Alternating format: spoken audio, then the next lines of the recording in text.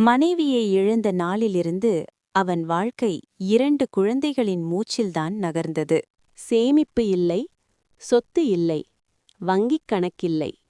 இன்றைய வருமானம் இன்றைய தேவைகளை மட்டும் சமாளித்துக் கொண்டிருந்தது. அப்படியான நேரங்களில் வெற்றி கோவிலுக்கு செல்வான். பெரிய கோரிக்கைகள் இல்லை. என்னை காப்பாற்று என்றும் இல்லை.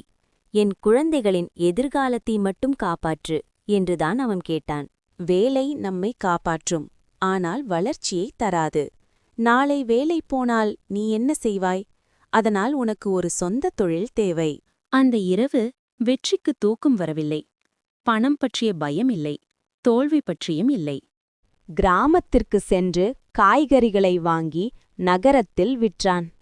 லாபம் சிறிது, முயற்சி பெரிது, உழைப்பு தோற்காது.